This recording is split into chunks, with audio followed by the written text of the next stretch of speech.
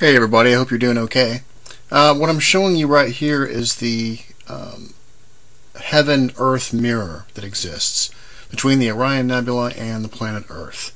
You're going to notice in the center of these circles here, the center of the circle is actually at the base of the Nile Delta. And the center of the circle here is at the base of the trapezium of the Orion Nebula. Now, in order for this to work, the Orion Nebula, for it to be a perfect mirror and locked on, it has to be directly south in the sky. So it has to be at its highest point in the sky. At that point in time, these are mirrors, just like we see right here. And the waterways that we see between the land masses, we can see evidence of that mirror right here. But the mirror is really easy to see when you get really close up to the Nile Delta. Now this is not just something that is just pulled out of thin air. If you guys have been following some of the stuff I've been doing, this mirror is actually mentioned by the Mayans. It's actually mentioned in the Zohar. It's mentioned in the Vision of Hermes. It's mentioned everywhere. The mirror that exists, and the reason why all these Orion correlations are all over the planet Earth, is because they were trying to show us the mirror that exists between heaven and earth. So what I found is, and you can go watch my other videos and everything, all of this has been proved. I don't want to do it all over again. What I want to show you though is I want to show you, and this is kind of what I had used to shown you a long time ago. You take a look at the Nile Delta, which is the triangle that's in the waters, and this is the triangle in the heavens right here, which is the trapezium. And we can see evidence of the same patterns that exist on both land and in the nebula. Really a very interesting thing here. But this right here is what I showed you previously, but I found an interesting tool that I just wanted to share with you guys today.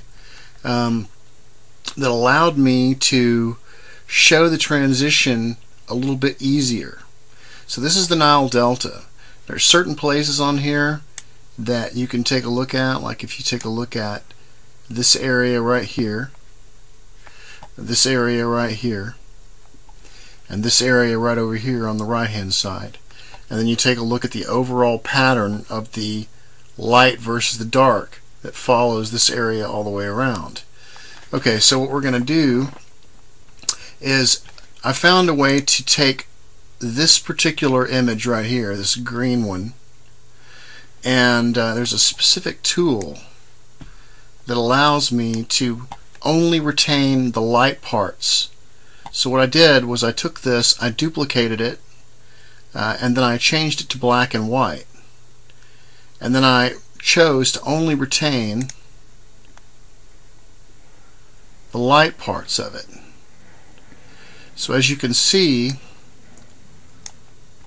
when we take a look at this thing right here, it's only retaining the light parts. Now what this allows me to be able to do is it allows us to really clearly see that pattern, that overall pattern that follows this specific pattern that goes all the way around, just like the trapezium does.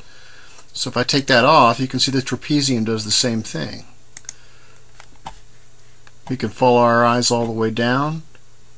This light area comes up and back over and then back up again. And we can see that that covers the same area. Really neat tool. Okay, so now what I want to show you then are these key areas. Now this right here is the neatest part, I think, about this whole thing. And I don't really know what this means as far as physics goes or metaphysically or whatever we're talking here, but if you see, these are actually land grids made by man. You see the circles and the squares. These are actually grids made by man. So we have this pattern right here. And so what we're going to do is we're going to take the green one off and leave the black and white one. And you can see that pattern still exists right here. But now we're going to take that off, and the transition is a lot easier to see now by doing it this way. So now if we take a look at the trapezium, you can see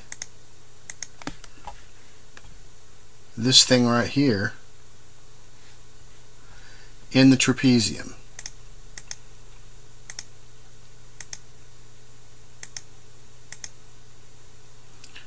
Now we're going to come down here. We're going to take a look at this spot right here. Another area with grids you can see that are made by man, right? Not the leaf matching a tree. And we're going to take off the green area, but we're still showing the black and white and the land area. So now we're going to go ahead and toggle that back and forth, and you can see the impressions inside the trapezium.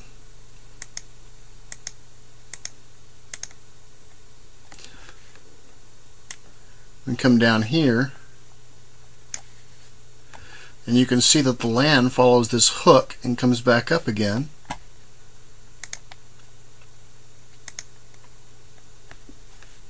So you can see the green area, the pattern that it follows.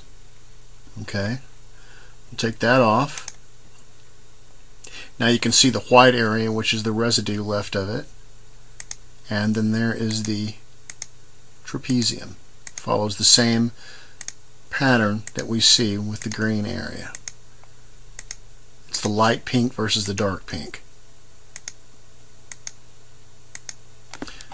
And then we have this other image up here.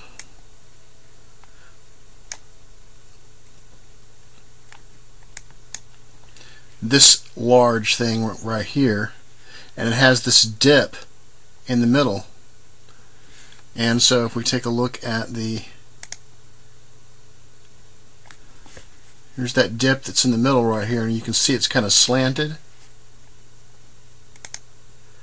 Okay, so we're going to take off the green. So there's our residue left, and we'll just flip back and forth between that and the nebula.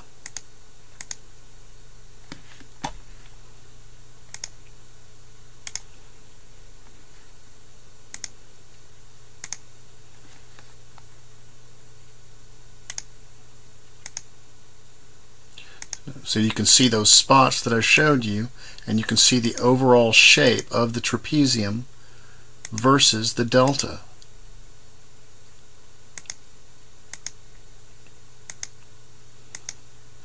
This is the mirror, but it actually extends all the way out, like I showed you, to all of planet Earth. But I thought I would show you this interesting tool that we have here.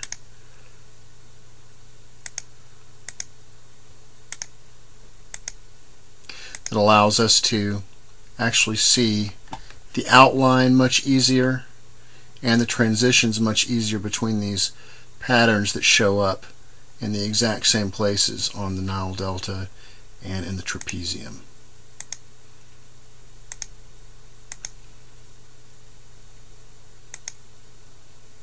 And then I think I have one area or one picture I created. It's kind of half done, but I'll show it to you anyway. So if we take a look at these things, we can see this same peg looking thing right here. Here's our transition piece, and here's the nebula. Here's this area right here, transition, nebula, and this area over here. And if we want to find them over here, we go straight down.